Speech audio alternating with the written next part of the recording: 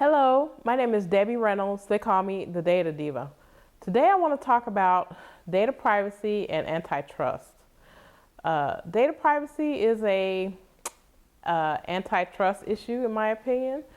The big tech CEOs were on Capitol Hill this week talking with Congress about the types of things that they were concerned about, especially because these big tech companies are so large. So that would be Apple, Amazon, Google, and Facebook.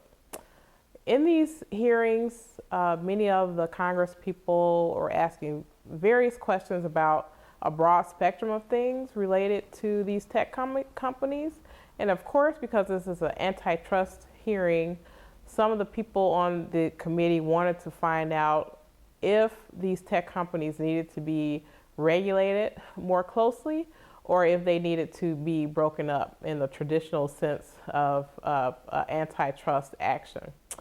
However, the big companies that handle data and have so many different customers, I feel as though the types of traditional things that were used in antitrust law don't really fit these tech companies, and that's why we're seeing not a lot of action on that part related to the government's dealings with these companies. The types of monopolies that people think about in antitrust, especially related to eliminating competition, these companies aren't exactly doing it that way. That's another reason why I feel like antitrust laws don't really touch these types of companies. Basically, these companies, they are not monopolies in terms of the services that they offer, but they're probably monopolies in terms of the data that they have. So being able to amass different types of data from people. So if you take, for example, a person's consumer data, and then the company, say, buys a health company, so now they have health data on someone, and then they buy someone's a financial institution, now they have financial data. So these companies are really amassing a lot of different broad spectrums of data, and that is not against the law. But looking at them just by size doesn't necessarily mean that a antitrust action in terms of breaking them apart would be effective in the way that they may think of. I think also these companies are probably more concerned about having governments possibly step in and stop acquisitions, not necessarily breaking them up.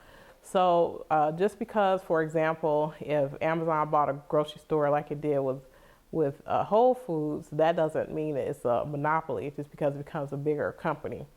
So it remains to be seen how this will play out. I don't necessarily see this as something where the government will go in and try to break up these companies, but I do think that any types of acquisitions in the future may come under more scrutiny because of the size of these companies. Also in the EU, we're seeing regulators and competition looking very closely at data privacy as an issue because the people in the EU feel that privacy is a fundamental human right. So this is a big issue, especially if you have big companies buying other companies and they're combining those data sets. So again, it remains to be seen how this plays out. I think it'll be interesting to see how the US and the EU handle this situation differently related to antitrust and competition.